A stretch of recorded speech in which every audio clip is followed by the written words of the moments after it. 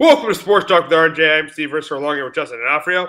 And we got a busy show today. We got college basketball. We got Tatum making his return for the Celtics. We just realized that right before the show started. But we got to start in the NFL. We got to start with the breaking news today, as the Bills traded a second-round pick for wide receiver DJ Moore. So Moore will be joining Josh Allen. I mean, yes, he had a down year last year, but still, he is the best receiver on the Bills, and he's better. He's definitely an upgrade over what they had last year. And I like this. I mean, I know they gave up a second round pick, but I like it for them. I like this trade for the Bills. I think they still have a good player in DJ Moore. I think he's really going to help Josh Allen.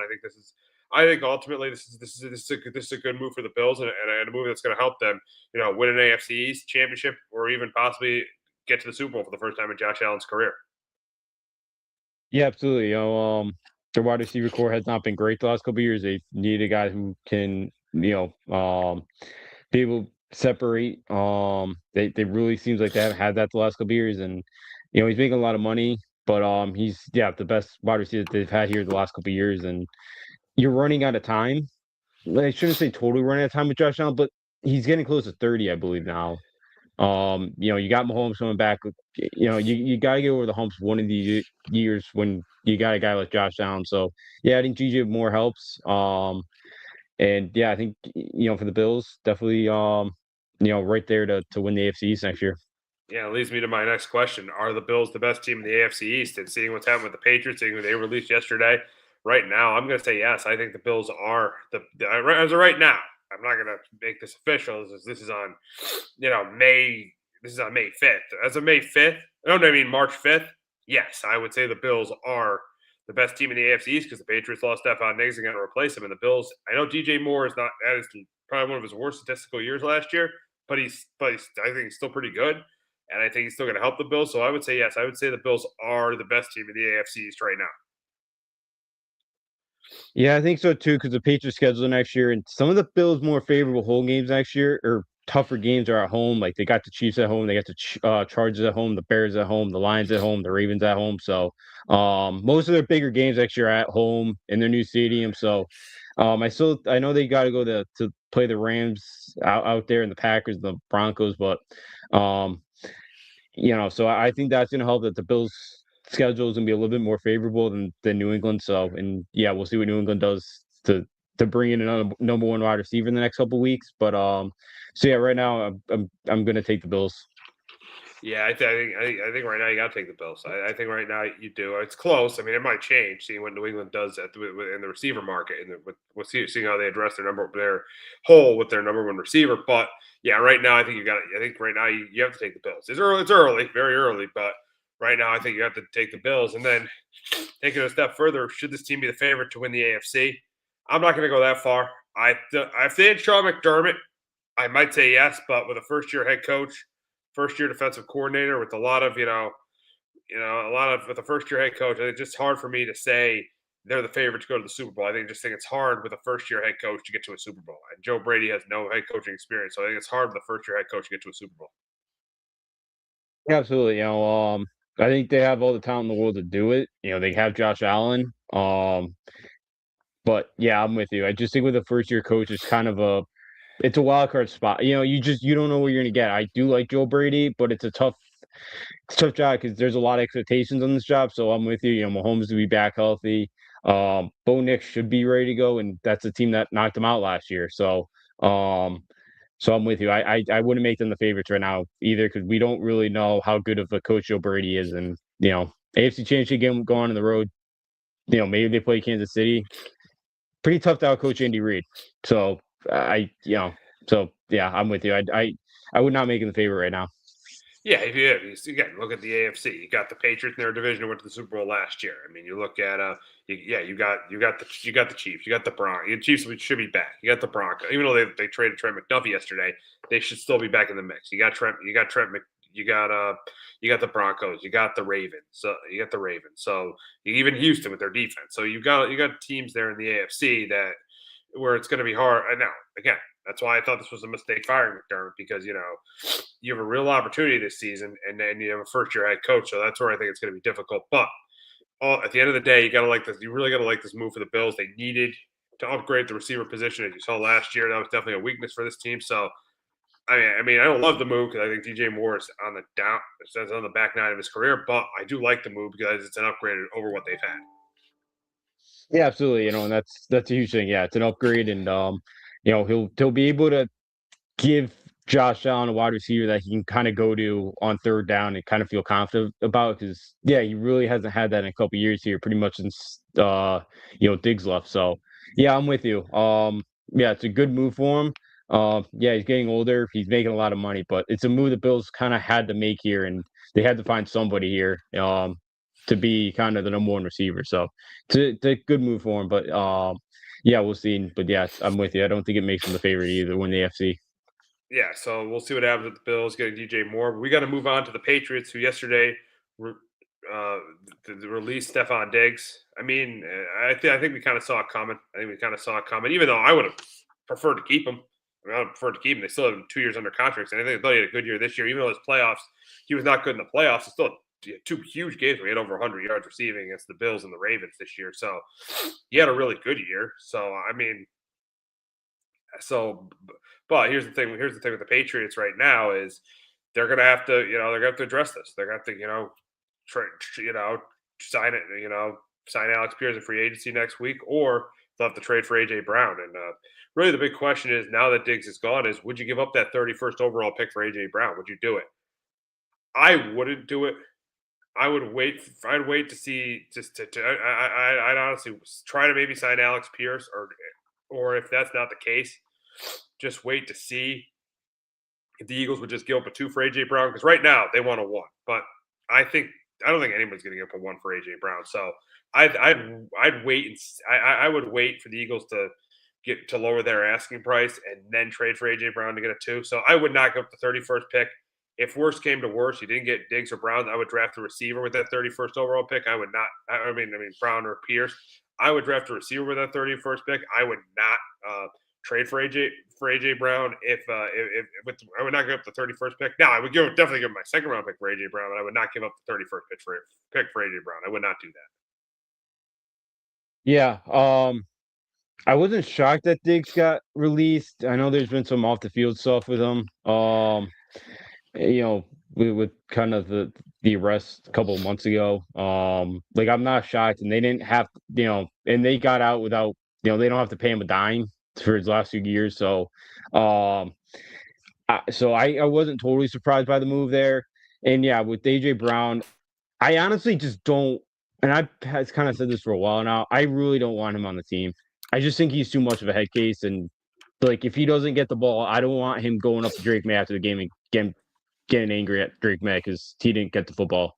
I think that's why Jalen Hurts had his problems this year because AJ Brown just was a headache, and he had to try to give him the ball, and I think he tried to force it at times to him. So I don't want him on my team. I just don't. So yeah, I think AJ Brown's a better player than Alex Pierce, but I don't think Alex Pierce is going to be a cancer in the locker room. So I'd much rather have Alex Pierce so AJ Brown. So by that answer, of course, I wouldn't trade up a first round pick for AJ Brown. I just wouldn't. I get not trading a first round pick, but I still with the talent level, and you pretty much answered the question, AJ. We pretty much just answered the question, AJ Brown or Alex Pierce.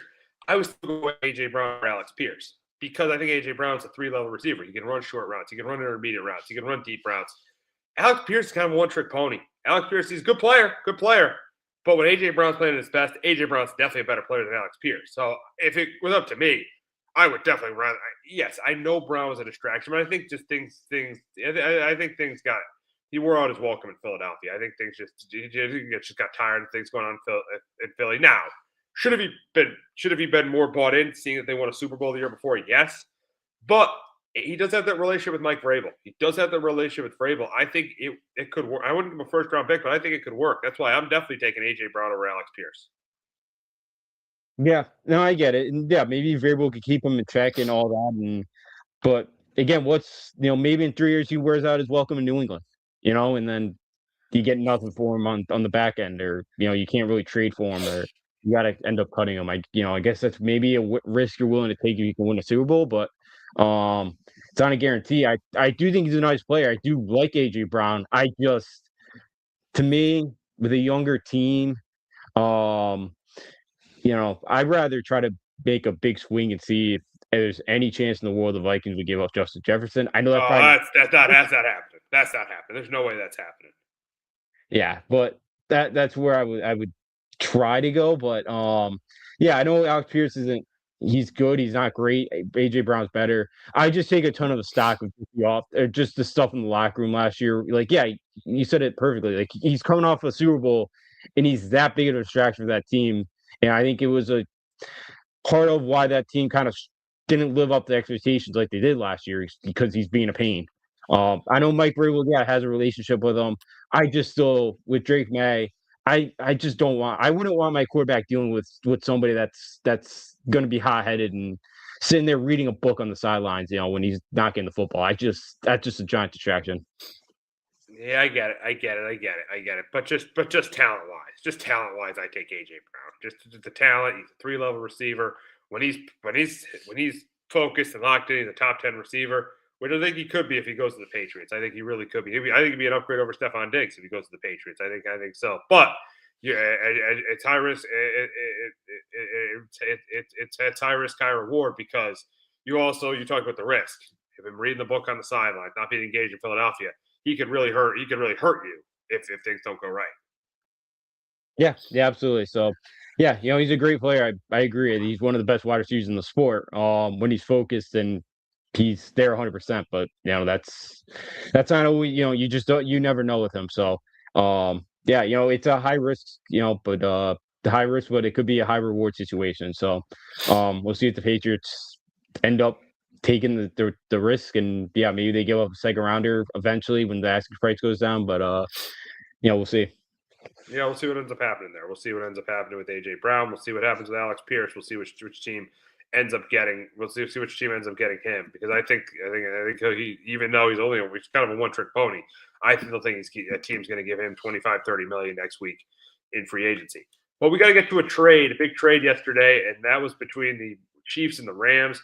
The Rams, the Rams trade the Rams trade for Trent McDuffie to give up the 29th overall pick, the first round pick this year, and two other first round picks, their fifth round pick and their sixth round pick this year, then a third round pick next year. So a blockbuster deal. The Rams get Trent McDuffie, and really the question is does this make them the favorite to go to the Super Bowl in the NFC or even win the Super Bowl? And I think it does both. I think it makes them the favorite. I think Trent McDuffie is a top corner in the league. He can play in the slot. He can play outside. He's versatile. I think this is a really, really good move for the Rams team. As we know, secondary is a weakness for this team, as we saw in that NFC Championship game where Sam Darnold threw all over them. The secondary, outside of their special teams, is a big weakness too, but their secondary was definitely the biggest weakness of their defense. Now you got this corner with the pass rush they have. I think that this will elevate this into clearly a top 10 defense, arguably a top 5 defense because they kept their defensive coordinator in Chris Shula. So I love this move for the Rams. I do. I love this move for the Rams, and we all know they're putting all their chips in the table to play in the Super Bowl on February 14th in SoFi Stadium. Yeah, I think I'm still gonna take Seattle over them, but it's close because I think mostly I know Stafford's coming off an MVP, but Father Time has caught up to everybody besides Tom Brady. Maybe he's number two. He hasn't slowed down a bit, but I do worry a little bit about Stafford's age at some point. But McDuffie definitely helps because, yeah, as you mentioned, the Rams secondary the last like month or so that was a huge Achilles heel for him, and yeah, that burnt them in the NFC Championship game. Also, their special teams were not great either. I need to see that kind of improve for me as well. And I still like that Seattle team, so I'm gonna put them number two behind the Seattle Seahawks, but it's very close. It is, but you look at Seattle. There's a good chance Kenneth Walker's gone. There's a good chance Shaheed's gone. I mean, one of those two guys is going to be gone because he didn't tag either guy. So Shaheed could be gone. Walker could be gone. So the Seahawks could be losing some play. And don't forget they lost their offensive coordinator in Clint Kubiak too. So I think I think right now it's the Rams. I think right now it's close, but right now I'd say it's the Rams. I would take the Rams over the Seahawks. Now looking at the Chiefs side of this, do you agree with this move? And I absolutely do not agree with this move. I think this was one of their first round picks in 2022. I think this was a guy they should have kept. I know they got a lot of draft capital, but are you going to get a guy in the draft as good as Trent McDuffie? You don't know about that. So seeing how good how productive he's been for this team the last 4 years, I did not like this move for the Chiefs. Even though they got a lot of draft capital, I don't like the move for the Chiefs. Yeah, for the Chiefs, I went back and forth. I think with all the money they have tied up right now, they're a team that's decent drafting wise. I know they've hit on a couple guys, they've missed on a couple. I feel like I'm okay with them taking this chance here. Because it's a lot of money you're gonna have to pay a cornerback here. And I know Patrick Holmes, they restructured his contract a little bit here, but um, we did see we did see some holes with the Chiefs team last year. They're still really good. They still have Andy Reid. They'll be fine, but you know, I do trust that on front office to find a cornerback that could maybe not be as good as McDuffie, but somebody that is good enough that they could kind of put in his place. So honestly, I'm okay with the Chiefs doing it because it's a lot of money, and but drafting comes really, really important here. But yeah, I think I was, I was okay with them trading because I do think they got enough for him, and just a whole lot of money to pay another guy that they already have some monster contracts on the board. Yeah, yeah. I mean, yeah. I mean, but yeah, and the Chiefs. To me, I know they got monster contracts. I know, but he's a really good player. When they traded, when they traded Tyreek Hill, this was a big reason. This was a reason why this was the pick that they got for the Tyreek Hill trade. So I just I don't like when teams get rid of top players to try to get draft picks, especially players like this. I think this is a top player, and this is one of the best corners. This could have been a corner. This could have been their future corner for the next decade. Now now they have a secondary that is very questionable. A secondary that's not good, and you give up a player like this. I mean, listen, are the Chiefs going to be contenders with Mahomes and Reed? Absolutely. But this just makes their roster worse. It just makes their roster worse going into this season. No, it does. It does, and that's why they really have to hit these draft picks. But look, when you give out all these monster contracts, you can't pay everybody. You Yeah. got to sacrifice somewhere, and the Chiefs sacrificed Trent McDuffie. Maybe you would think that they identified somebody in the draft that they much really like, or that there's a free agent that they think, I want to say lowball that, that could fill McDuffie's shoes. Maybe not as talented, but somebody that think could be good enough to put on that secondary. Maybe there's a couple guys that they like. So, I get why the Chiefs did it. Yeah, it makes them worse. They still have Mahomes and Reed, so I'm still gonna trust them. I'm still gonna trust that organization. But it was just a major thing for me. Is with all these monster contracts you had to sacrifice somebody. McDuffie was the guy, so I understood why they did it. Yeah. But I think the difference between this and Tyreek Hill was when they traded Tyreek Hill, you had Patrick Mahomes on that side of the ball to make everyone better. Now this is a lot. I think this might even be a bigger loss than Tyreek Hill because you don't have another. Are you going to find another Trent McDuffie in the draft? That's going to be the big thing. That's going to be a big question with Brent Beach. Now, he did a good job finding some of these defensive players they had with the Nick Boltons, the Trent McDuffies, and George Kalavis. He did a good job. He's going to have to do that again though. This is one of Brent probably. This is arguably maybe Brent Beach's best pick, getting Trent McDuffie, and now he's giving him away. So he's going to have to now he's trading him away. So he's going to have to. Beach is now going to have to do it again. Yeah, he's gonna have to, and there's a couple corners that I will probably are gonna be first rounders. Tyrell out of Clemson, McCoy out of Tennessee will definitely be two guys, and Delaney out of LSU. Like maybe he really likes one of those guys, and maybe they use this pick to trade up and go get one of those guys.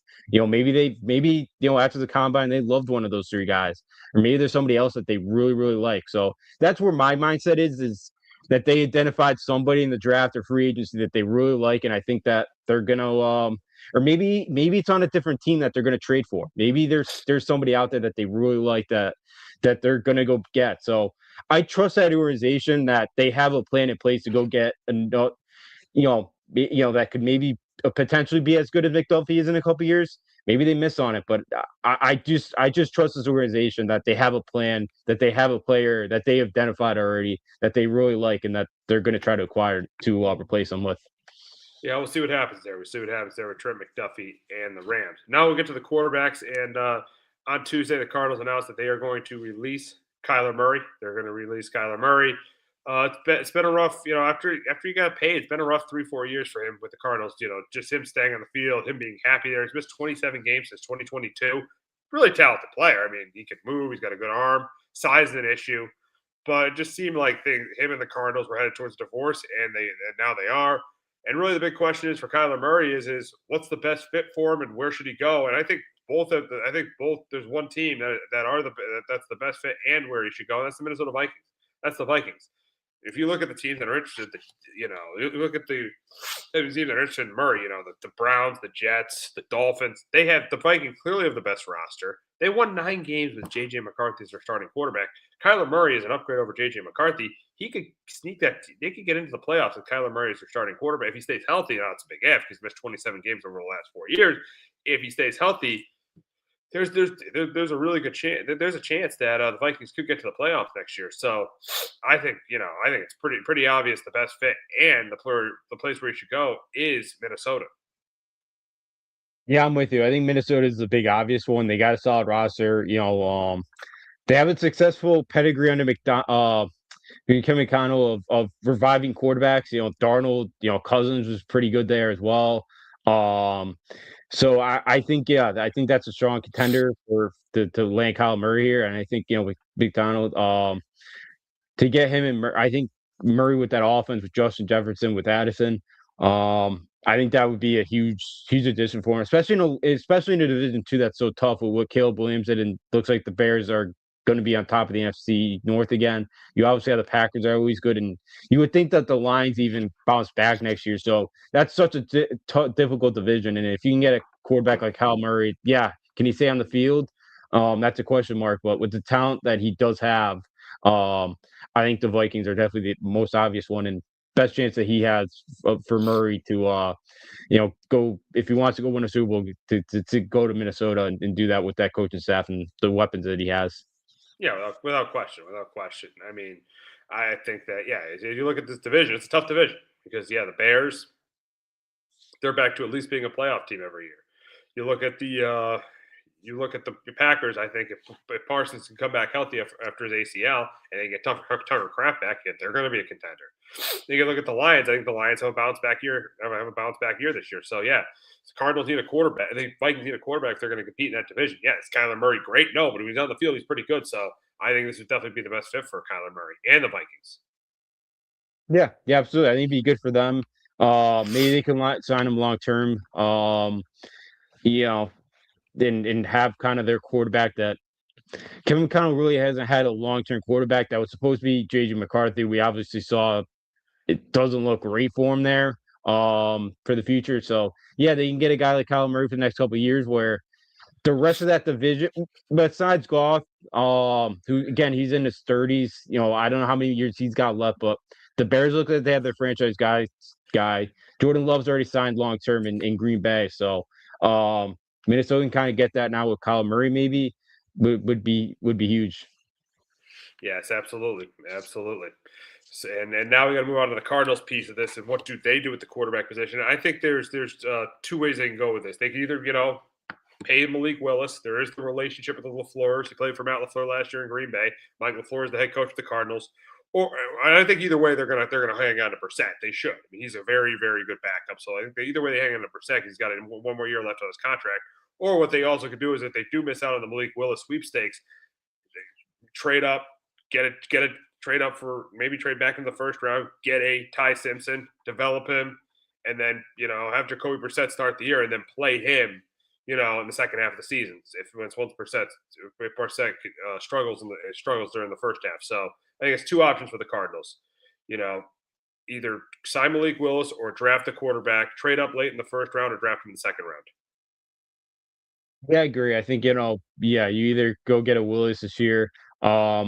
Maybe you just stick Jacoby Brissett in there for a year if you don't like any of these quarterbacks coming out this year, and you wait 1 more year and you wait to see what next year's quarterback class looks like. Or maybe they do like one of these guys and they try to either move back or they try to trade back into the first round this draft and go get like a Ty Simpson. Maybe because Tyson's probably this. Yeah, I'm trying to think of other one, but it's not a great quarterback class right now. So Tyson would probably make the most sense. If they do like him to move up and back in the first round and go get him there. Yeah, exactly. Yeah, I think the Cardinals, they have 2 options. It's going to be a tough year for them either way, regardless of who plays quarterback, because their roster and they got a first-year head coach. But yeah, I mean, Now that the Kyler Murray era is over, either get Malik Willis or draft a quarterback in the first or second round. But now we'll move on to another quarterback, Daniel Jones, and the Colts placed the seldom transition tag on Daniel Jones. So what that means is another team could sign him to an offer sheet, and the Colts would have to match it, or they lose Daniel Jones. So it's not like the franchise tag where it's a placeholder for the player, and the team has the rights. Another team can negotiate and offer Jones a contract, but the Colts would have the chance to match it. If they don't, they would lose Daniel Jones. So I think this makes sense too, because are you 100% confident in signing Daniel Jones to a long-term deal? No, because of his injury history and his inconsistent play. Now, he played really well in the first half of the season. He played really well before he got hurt for the Colts. But with his inconsistent play and his injury history, do you really want to sign Jones to a long-term deal? Maybe not. But the issue for the Colts is that they gave up their first-round pick for Sauce Gardner. So they're kind of back in a corner here where they probably are going to eventually have to give Jones a long-term deal, because where else are they going to go at quarterback? They don't have a first-round pick, and their second-round pick is in the middle of the second round. So I think the Colts are kind of back in a corner where, they've tagged him. I think eventually they are going to get a deal done, just because I feel like they just have to. Yeah, I'm with you. I think they have to be able to sign him. He came, he had a really good year and was kind of looking like an MVP candidate till he got hurt. Um, it's tough coming off an Achilles injury, especially too with his ability with his legs. How's his mobility? Is he still as quick and mobile as he is? I know he's still young enough where he should be able to. But yeah, they've really struggled to find that franchise guy ever since Andrew Luck retired here. So yeah, you have an opportunity here. Daniel Jones was, a really good signing for him. So I'm with you. I think they end up finding a way to re-sign him and keep him in Indy, just because there's not many other options right now. Maybe if things fall through in Minnesota with Kyle Murray, maybe Kyle Murray could be an option in Indianapolis, but that's the only other thing I could think of for him. So yeah, I'm with you. I do think that at some point they do sign him long term. Yeah, I definitely think they are going to eventually sign him long term. Now, is it the right move or not? Who knows? It's tough to tell, but it's just with the situation they're in, I think that's just what they have to do. They just have to, maybe give him just 1 year guaranteed, maybe a year or two guaranteed. That's it. But still, I think they're going to have to sign Jones long term, because there really is no other option at the quarterback position for them. Move on to the running backs, and on Tuesday, they just tagged Brees Hall. It looks like I think they're going to commit to him long term. I think it's going to be a long term deal between the two of them. They should do it quickly though, because you got Bijan's extension coming. You got Jahmyr Gibbs' extension coming. We'll get to the other running back in Detroit. They traded away. So I think they got to get it done soon. But I do think they'll get it done with Brees Hall. Yeah, I think so too.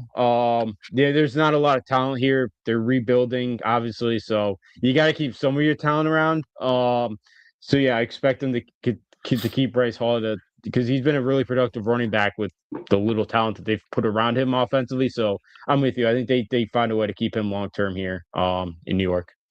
Yeah, they have to. They have to. He's been a really. I mean, yeah, as you said, with the talent, with the little talent they have in New York, Brees Hall has been one of the true bright spots for the Jets. So I don't think they really have a choice. I think they have to. I think the Jets have to. They have to come up with a long term deal for Brees Hall. Now the Seahawks did not tag Kenneth Walker. They don't use tag on Kenneth Walker. The question is the Super Bowl MVP coming back to Seattle? And I do think he is. I think Seattle's going to make it work. I think he's going to make it work. He's going to be back there. I know there's a lot of the Giants are talking. There's a lot of interest with the Giants, but I don't know. I think it's kind of a smoke. I don't know how true that is. So, but I think Seattle. I think he will be back in Seattle. I think the Super Bowl MVP will be back in Seattle. Yeah, I think they'll find a way to keep him around as well, especially because Zach Charbonnet's coming off an ACL, and I don't think he's gonna be ready for the start of the season. I could be wrong, but I don't think he will. There's obviously a long time before that, but yeah, and it's running backs in the draft. Could you maybe go get a Jaden Price in the second round? Maybe probably the third one off the board's your guy in Penn State, Keenan Allen. He's probably the third, but Kaytron Allen probably more of a he's probably more of a day 3 guy, maybe a late day 2. So maybe you could go there with one of those guys, but yeah, I do think I expect him to I do expect him to come back to Seattle next year. All righty, and we had a trade earlier in the week with the Texans. They traded for David Montgomery. I like this trade. I think this gives the Texans what they were missing last year. I think it gives them a semblance of a running game. And for the Lions, I like them having a fourth round pick because they really didn't need David Montgomery with the way that Jameer Gibbs was playing. Yeah, yeah, absolutely. Montgomery, Houston was 22nd last year in rushing offense. He's got a lot of miles on him, but could be valuable in the red zone. Good kind of receiving back as well. So yeah, it gives the Texans some versatility there in offense. So I did like the move for Houston, and yeah, you have to give up a fourth round pick. I don't think that's horrible at all. No, not at all. Not at all. Not at all for them. Now, another key move in the NFL: the Bengals do not use their franchise tag on Trey Hendrickson, and really the question is what team is the favorite to get him? And I'm not surprised that the Bengals didn't use a tag on him. He threatened to be traded. I think he's done with the Bengals. I think he goes to Detroit. I think Detroit or Baltimore. But I'm going to go Detroit. I'm going to go Detroit here. I think Detroit has got a good chance to get him. They need an edge rusher. I think they're upset about not being in the playoffs last year. I'm going to go with the Lions. I went with the Colts. I think reuniting with his old defense coordinator Louis Amarumo. Ramo, yeah. We saw 2023 and 2024 he had 17 and a half sacks. I think he had 14 sacks a couple years before that. So I think reuniting with his old defensive coordinator, I think is something that could happen there, and the Colts could use another pass rusher there with that defense. So I went with Indy for the best landing spot there for him. Yeah, and that's a good one. And yeah, I mean, reuniting with Lamarumo, I mean, both teams were saying are right now are over the cap, but still, there's time to get over the salary cap and be able to sign the guy. And yeah, I mean, the Cowboys definitely are in the mix. The other team that's in the mix is the Ravens too. I can see him going to the Ravens. If they need an edge rusher, Cowboys, Ravens. I can see, but yeah, Lions, Colts, Cowboys, Ravens, all teams that are going to be in those sweepstakes next week. Yeah, yeah, absolutely. They could be. All those teams could really use a pass rusher. I know we're about to get another pass rusher. He's been on the trade market here, and a lot of teams could use his services as well. Oh yeah, absolutely, absolutely, absolutely. And we'll get to that other pass rusher, and that's Max Crosby. And let me tell you, I think there's one landing spot he's going to. Or it's going to. I think there's one landing spot to me where Max Crosby's going to. It was a team that cleared cap space today with DJ Moore, and I think it's the Chicago Bears. I think it's the Chicago Bears. Now, say the Bears don't get Crosby, I think they would have a good chance to get Hendrickson too because of the Dennis Allen connection. But Max Crosby, man, I think he's going. I think he's going. I think he's going. This Chicago's going to be the place. They're going to go. They have that now. They have that extra second round pick they got in the trade with DJ Moore. So I think they give up a first and a second, just like the Packers did with the Cowboys. I think it was two ones and a second. It was 2 1s, but I think they give up that first and that second round pick this year, and I think the Bears go out here go for it and get Max Crosby. I think he's going to the Bears. Yeah, I'm with you. I think he does end up going to Chicago as well here. Yeah, especially after the DJ Moore news today. The Bears last year second fewest teams in the league with sacks. I think they're like 35 all year. So that's a team that desperately needs another pass rusher and a good NFC lead, conference where there's a lot of good quarterbacks, a lot of teams that could put up points. So you can add a guy like Max Crosby that could really change your defense. I think that'd be huge for the Bears. So I'm with you. I think after today, after the Moore trade today, I think it only puts Chicago with better odds to land him. It clears up cap space. It gives them an extra second round pick. So I think that's a big reason why they traded DJ Moore is so they could go out and make this trade. Because DJ Moore, his numbers were down. I think Romo Dunze right now is better than him. So I think they made this trade so they can go out and go all in and get Max Crosby. Yeah, yeah, absolutely. I think yeah, I'm with you. I think they get rid of more there, and yeah, because yeah, they totally didn't need him because Cortland Loveland had a pretty nice rookie season at tight end. Could Luther Burden now take that next step? You hope That's a and good one. kind of Yeah. solidify himself as the number two. Um, Yep. Maybe you could go get another wide receiver in the draft as well. So yeah, I think they're kind of banking on like a Burden, or they got somebody else in mind that could take over at wide receiver in reproduce kind of DJ Moore's numbers from last year, moving forward. So I'm with you. I think they're okay with moving on to DJ Moore. I wouldn't be surprised. I would not be surprised if they do move on from DJ Moore. But we'll be talking a ton of NFL. We'll have an entire free agency special next week, so make sure you tune in for that. We'll have along with our conference championship preview, 2 different shows. So next Tuesday we'll have an entire free agency special. Well, a lot of the guys will probably be signed by then, so we'll have a free agency special next Tuesday. So make sure you tune in for that. But we got to move on. Speaking of college basketball, we got to move on to UConn basketball. And UConn right now, 27-3. According to Joe Lunardi, they're one of the number 1 seeds. They're right on top of the Big East. Now there's a chance they won't get the number 1 seed in the Big East tournament if St. John's beats Seton Hall. We'll get to that game. So, but with a win against Marquette, they would share the conference title. But really, the question for them is should they be the favorite right now at 27-3 to win the national championship? Should they be the favorite? And I'm going to say no. I'm still going to go Arizona. I think Arizona is a deeper team. I think they're a deeper team than UConn. And I think they got better point guard play than UConn with Jaden Bradley. I think they got better point guard play and they're deeper. So I would take Arizona over them. I would probably still take Michigan over them. Even though they lost a player, I think they're a deeper team and they have better point guard play as well. And I would take Duke over them because they got the star. They got the star in Cam Boozer. They got out of those 4 teams, they got the best player in Cam Boozer. So I would take Duke, Michigan, and Arizona over them. No one else right now, even Florida's playing great. Florida's playing great. I would still take UConn over them because they beat them in the Garden in December. So the 3 teams I take over them: Michigan, Arizona. Arizona's my favorite to win it right now. Arizona and Duke. Those would be the 3 teams I would take over them. I know they're 27-3, but I would say they're not the favorite to win the national championship right now.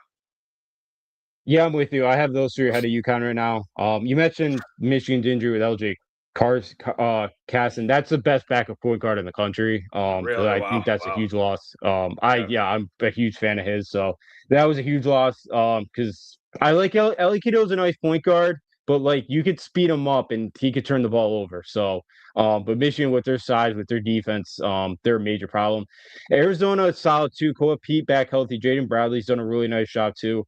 My word with Arizona is I know they're so physical. They're just deep. They just can run bodies at you. They don't take a ton of threes. And, if a team could shoot over the top of them one night, they could get beat, but I still think they're a really talented team. And Arizona always finds a way to choke it away. They just do. And then Duke, Duke's solid. Cam Boozer is really good. If Isaiah Evans is on, he's a lethal 3-point shooter as well. Foster's been a solid point guard for him. So, they got the size. And Boozer's one of the best players in the country, maybe the best player on any given night. So I put those 3 ahead of them. I think Florida's right there too. They still can't shoot. They're not a great point shooting team, but they're just so lengthy that they can just kill you on the offensive glass. So they're good as well. But so like for UConn, like what UConn team do we get? Do we get the team that we saw a week ago beat St. John's by 32? Or do we get this UConn team that looked like for the first, 35 minutes or so that they're going to lose to Seton Hall on Saturday? Like what UConn team shows up every beginning of night's huge. So they're like, so I do think when this team gets out of Big East play where these teams just know how to guard them, they kind of know their sets, and where Big East refs don't call the guys getting grabbed on coming off screens. We're in the tournament, that's going to get called more, and that's going to be in UConn's advantage. So I do want it because that's when the best UConn played all year was in the non-con for the most part, besides St. John's game. So I think UConn's right there as 4. I think as long as they beat Marquette Saturday, they have that number 4 seed locked going to Houston. Because the committee always says they don't really care about the conference tournament results. So that's why I feel pretty good. As long as they win against Marquette on Saturday, they have that number 4 seed. That probably means you're looking at Florida, though, in the Elite 8, in Houston. Yeah, exactly. Yeah, exactly. And here's what I'd say, and you're right about what UConn team will show up. You are so right, and that comment was a great point about what UConn team will show up.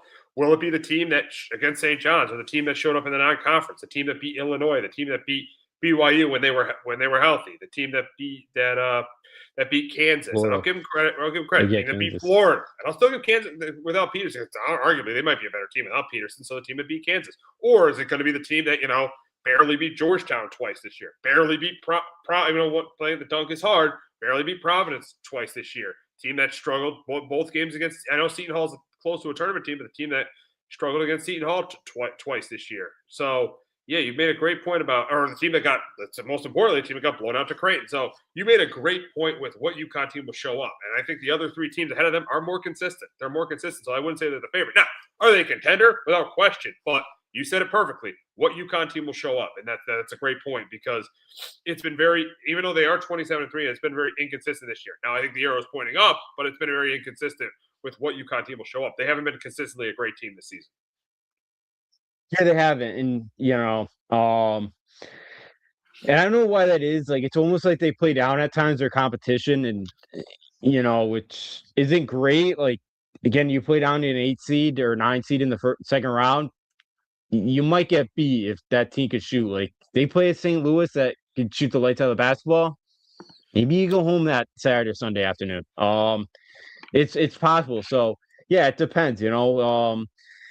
Like that St. John's game was great. Like defensively, they Rick Pitino had no answers. Yeah, like, I've never seen Rick Pitino so just so kind of complex of trying to figure out any way to slow them down. I'm like, they went 17 minutes without a basket. You know, I know that's not a great shooting team at St. John's. That's so impressive. That's a top 20 team. Yeah. So yeah, like I think this team has all the talent in the world. It's just, and I think it comes down to two, like Terrace Reed has to show up. Like they need the great Terrace Reed. Some nights I know they're like that Butler game. I think it was that Butler where he did nothing in the first half and he looked useless, and then he ended the game with 16-11. Like he can be as good as like a Sonogo was. Again, is he like a Donovan Clingan where he's just some game changer? No, or like some program? No, but like I think he's got all the talent in the world. So it's that too, and then rebounding. I mean, the free throw shooting as well. That's something that could bite you in March. Late in the game, you got to hit your free throws. That could be something because where are they ranked? It's like they are 257 in the country free throw shooting. They're 70% on the year. Yeah. That isn't great. You like that 2014 national championship team was third in the country. They were 78%. Big part of why they won it. Exactly. Yeah. Free throw shooting has to get better. That stuff has to get better. Now, you mentioned the Marquette game, and if they win it, they'll probably get a number 1 seed. And talking about this game, I think they win. I think they win by 10, 15 points. I know Marquette had a good win last night at Providence. Nigel James has really stepped up as a freshman there. But, yeah, I just don't think they're good enough. I think outside of him and Chase Ross, this is a bad team. There's a reason this team is under 500. Shaka's doing what he can with limited NIL money. But, yeah, I'm going UConn here. I'm going UConn by double digits here on Marquette's senior day in Milwaukee. I'm going UConn by double digits. Yeah, I got UConn in this one as well. KenPom's at the spread 10. Marquette's starting to play better. Adrian Stevens as well. He's really starting to come on too, another freshman guard. Believe it or not, Marquette actually has really good NIL. It's just Shaka just doesn't want to use the portal. Really well. Now, he did say a couple weeks ago he will be using the portal this spring. Now, yeah, she learned his lesson from last year. Yeah. So I think you're going to see Marquette improve next year. Hopefully they can keep a Nigel James because he's been one of the better freshmen in the country. Adrian Stevens, who's coming on, as I just mentioned, another freshman who's playing well. Chase Ross is good as well. Ben Gold is like the stretch 5 could be a weird matchup for Reed, and Marquette likes to get the basket, so I assume Marquette's going to do a little try to, beat UConn off the dribble and get to the basket. So now Ben Gold's not a great shooter. I think he's like 28% on the year, I believe. So you could kind of leave him alone, but he's not a back you down center. He's going to play he's going to be mostly on the perimeter. So, and then on the other side, I expect Reed and Eric Ryba to kind of dominate him offensively, where he's not a great, back down defender. So I expect you kind of attack with those couple guys, but I do expect you kind of win this game by about, I'll go. KenPom's got a 10. I'd say they probably win around there, but Marquette's been playing better down the stretch here, so that team's getting a bit better. But yeah, it's not a great team, and under Shaka they're going to play hard and they're not going to quit. Yeah, I don't expect to be a full. I think it'll be competitive for the first half. I know a Shaka's smart team. He's even in the game in Stores. They competed with him. So yeah, I don't think it'll be a blowout. I just think UConn's just clearly the better team. And I know it's their senior day, and I get it, but I think UConn's clearly better. I know it's 11 a.m. game, so you know how excited the students will be. 11:30 game, by the way, but still, yeah, I think this is UConn by double digits here. I think it's UConn by double digits. Yeah, I think so too. I think the week off might help this team too. Jalen Stewart should be back. I guess he said some knee inflammation, so it sounded like the other day after Hurley spoke Saturday.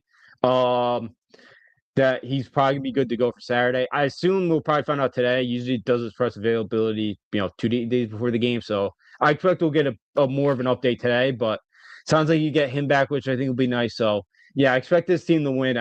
Win it here and start the round into form. Hopefully, can't believe that conference or the big conference tournaments already kicked off now. So season will by way too quick. It's coming. It's coming. Yeah, next week I'll be there at the Garden Thursday, Friday, and Saturday at Madison Square Garden for that Big East tournament.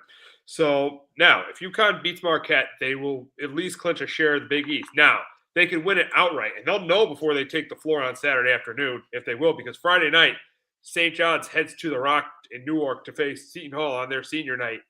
And I'm going to go with the upset here. I think that Seton Hall pulls the upset. I think Seton Hall pulls the upset over St. John's here, and I think it gives them their third conference loss and makes them the number 2 seed. I'm going Seton Hall here. I know they're locked into the 4 seed, but Seton Hall has probably more to play for than any Big East team because they're trying to get into the NCAA tournament. I think they're in Lenardi's next 4 out. I think if you look at CBS Sports, I think they're like one of the last 4 out. So they're on the bubble right now. And I think Seton Hall finishes 21-10 because they need a win like this. Seton Hall needs this. So I'm going to go Seton Hall in the upset over St. John's on Friday night. Yeah, I like I went back and forth on this one. I got the Pirates here as well, getting the upset victory. I think Jimmy Holloway's got this team fired up. They played St. John's really well the first time in the Garden. They lost by 5. It is going to be an old school Big East game. Not a lot of points, a lot of physicality. Not a ton of threes on either side. Not a ton of made threes. But then be an old school game. I hope they officiate it like an old school game. I don't know if we totally can get that, we'll see. But what team could keep the other off the glass? What's the other? What team could make enough reads? Because Seton Hall until the Uconn game on Saturday, where they looked like the Warriors, the Curry Thompson Warriors. The most threes they made all year was like 7. It's not a team that's going to kill you from beyond the arc, besides, killing UConn the other day. But, St. John should have lost to Georgia. Did you hear Cooley? Another great Cooley quote. What did he say? I don't know why we're so disrespected. Why? Yeah, I don't know why we're so disrespected. That's really? What Cooley said. You have 10 wins, Cooley. Yeah, that's it. That's why. I know. But I know. You gotta love that. Oh, gotta love them. But yeah, so Georgetown choked away. St. John's could have lost, but Johnny's again a really good defensive team. It's just the offense is inconsistent. Same thing with Seton Hall, but I really love Seton Hall's defense as well here. They're number 1 in the country. Like they block like 19% of shots their opponents take, so they're unbelievable. I am gonna take Hall here. I think Prudential Center's to be fired up here, and I'll take the Pirates because if they lose, I think they have to get to the Big East tournament championship game, or they might even have to win it because again they don't usually. They usually not they don't base a ton off of what you do in conference championship week. So which is ridiculous, which is lazy of the committee to do that. That is so lazy of the committee. Why would they not care about conference? Why would they not care about the conference tournament? That's lazy of the committee. Because the bracket will be finalized on Wednesday. That's why. So they just get to sit around for 3 days. That's why the bracket's finalized by Wednesday. They're done by Wednesday. That's crazy. So I've said that for years. That's my conspiracy theory. So and I think it's a true one, but who knows? I'm not in that room. But Seton Hall needs that game like blood, and I think they'll get it. I think they'll knock off Patino and the fraud that St. John's is, hopefully. Yeah. St. John's did not play well at UConn. They almost lost to Georgetown. Yeah, to me, St. John's is not a championship. I think they have to me, their ceiling is the Sweet 16. I think it's the Sweet 16 is their ceiling. Do you agree? Yeah, I agree with that. Yeah, I agree because I think once they get out, because of the way they play defensively, I think like that Arkansas game last year, there was 35 fouls both sides. Like I don't think they'd be able to get away with because they're kind of like UConn, where they're kind of handsy, they're physical. So yeah, I think that team's gonna struggle. Um, especially against they play like a really athletic like SEC team. I think they could be in trouble, like they were last year against Arkansas. So I'm with you. I think the ceiling's like a Sweet 16 for them. Yeah, I would agree. I think it's a. Yeah, I think it's a. Yeah, I think the ceiling is a. I think the ceiling is Sweet 16 for St. John's. All right, we'll wrap up college basketball talking about the game every year: UNC and Duke. Duke trying to get revenge from their loss to UNC. We'll see. I think Caleb Wilson's out, right? Still out for that game. I believe so, but Hubert Davis said today that it was that he's possible to play. I think Yeah, that's more mind games because he wasn't cleared on Tuesday. So I just think it's a mind game thing, but he yeah. did say it's possible today. So Duke Carolina, I think Duke gets their revenge. I don't think there's really any way they don't get their revenge here. I think even if Caleb Wilson plays, I think Duke gets their revenge here.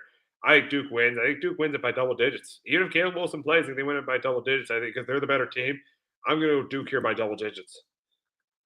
Yeah, Ken Palm has the game 16, so if he's got the same being a blowout. Well, Caleb Wilson, I think that thing's probably more like 18, 19, I think. So if he can't go, yeah, I think Duke gets a revenge. Cam Boozer, I think, is going to have a really good game. I think Isaiah Evans plays well. Damian Sarr has been playing well. He's a really good defender, but if he can score the basketball, it makes Duke even harder to stop here. And then on the,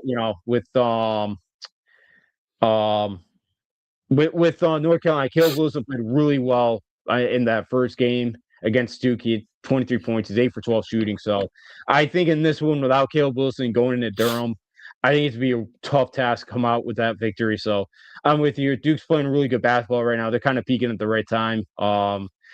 And I think Duke take care of business, and I do think they blow them out here.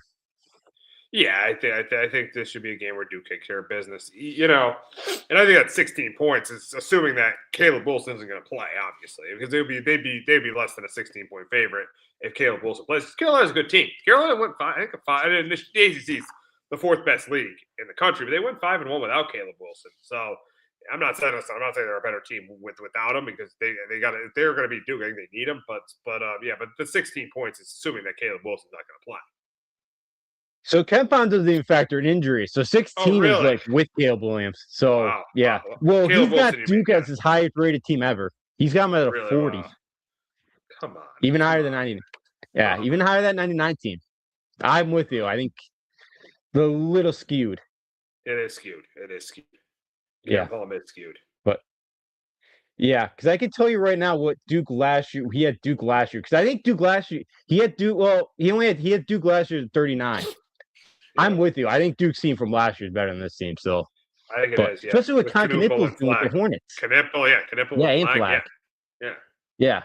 I don't think they have two of those guys this year. I think Boozer's unbelievable. I don't think they have another second star on that NBA star on that team like they do. Yeah. So I'm with you. I think it's a little skewed, but we'll see. I hope. I agree. I definitely think it is a little bit skewed there. So we'll wrap up talking about two things. We'll start with Tatum in the World Baseball Classic. We'll start with Tatum, though, coming back for the Celtics. He's just announced he's coming back for the Celtics. And right now, according to DraftKings, I think they have they're now the favorite in the Eastern Conference, and I think they're like tied for third in terms of the favorite to win the NBA championship. And I don't know about that. I really don't, because I don't know how. Now he's going to have a decent amount of time to play with them. I don't know how good he's going to be. Are we going to get the 100% Jason Tatum, or we get the 80% Jason Tatum? We get the 80% Jason Tatum. I still think the Celtics lose in the second round. I really do. If we get, depends on what Jason Tatum we get. We get the 100% Jason Tatum or the 80% Jason Tatum. I don't think we're gonna get the Tatum at full strength. So I really don't think that I don't think that they should be the favorite, seeing that you don't know what they're going to get out of Tatum. Yeah, he's got 20 games here to get back, to get some rust off of him for the playoffs. So there's some runway for him. But yeah, I think always for that injury, there's some mental hurdles I think you have to get over for that. And we haven't seen anybody come back this quickly from it. It's weird. Probably it's weird because I thought he was going to be out for the entire year. Same here. So it's probably close. He's been out probably for 300 days now. So we'll see how that kind of affects him. But yeah, how healthy is he?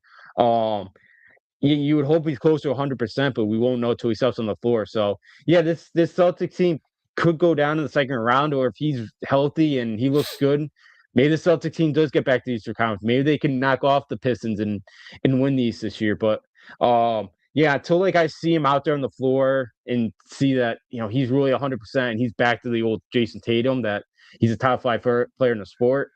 I'm with you. I'm going to say they lose in the second round, but we'll see. Yeah, I mean, if he's listen, if he's Jason Tatum, he was, and he's back to being what he was. There's a good chance. I mean, this team could get to the NBA Finals. There's a good chance. Seeing the way Derek White's played, Peyton Pritchard's played, there's a good chance they could get to the NBA. They could get the NBA Finals because they got rid of some of their older guys like Porzingis and Holiday last year that were kind of holding them back. I mean, that team could get to the finals if Tatum's there, but I just don't think he's gonna be. Yeah, I don't. Yeah, I don't know. So yeah, more than likely he's probably not coming off this injury. So yeah, if he's not, I could see the Knicks beating him in the second round. Maybe I I know your Knicks have been really inconsistent of late. Yeah, Like it depends what Knicks team shows up too. I know, they got him last year. That's gonna be a revenge series for Boston. But yeah, the East is kind of open there. Like I know like Toronto's having a great year. I kind of think they're fraudulent. So who else? You got Cleveland there. So I'm with you. Like if till I see him 100%, he looks like the old Jason Tatum. I do lean more on them losing in the second round of the Eastern Conference.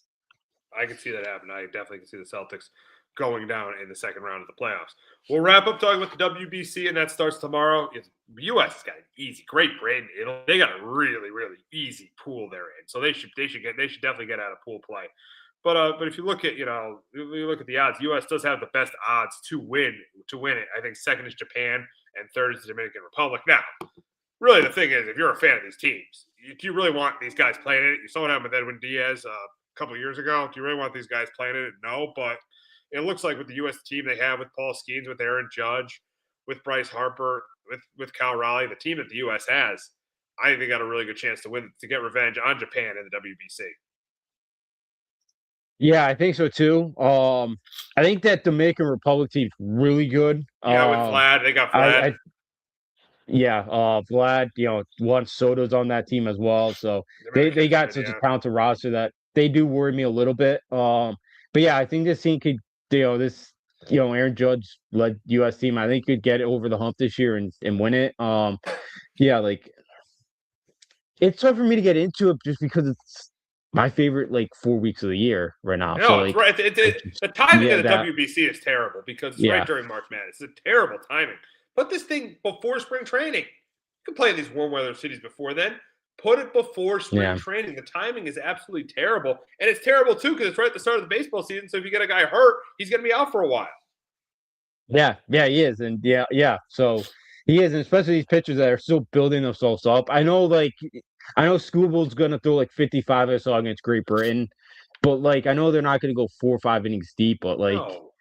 when you get out of pool play, they're meaningful, meaningful innings you're gonna have to pitch in the championship game or whatever, the gold medal game. So that's gonna be taxing on the arm. So yeah, it's always a risk. So I wish they would do it in November after the season. I kind of wish, but that's a good idea. That's a good idea. November after the season, that's a good idea. Yeah, do it then after especially after this World Series. I could have gotten into it. That was just a great World Series. Now, hopefully U.S. something. Yeah. But yeah, so back to I expect the U.S. to win it, but the Dominican Republic's gonna be a tough out, and I think Japan obviously will be too. Oh yeah. Those teams will be Japan and Dominican will be tough outs. It'll be interesting. It'll be it's always fun to watch it at the end, but it's still as you said, this is an event that should be played either just right after the season, or it shouldn't be played the way we're right in March. It should be played in November. You're right, definitely right about that. That it should be played in November. So it'll be interesting to see how the U.S. does in the World Baseball Classic. But that's going to wrap it up this week on Sports Talk with R&J. For Justin and Alfredo, I'm Steve Risser. We will be back next week with 2 shows. We'll be back with 2 shows. First, it will be the free agency special, and then we'll be previewing the conference tournaments in college basketball. So pre-agency special and previewing the conference tournaments in college basketball. So make sure you tune in for those 2 shows next week, and have a great weekend, everyone.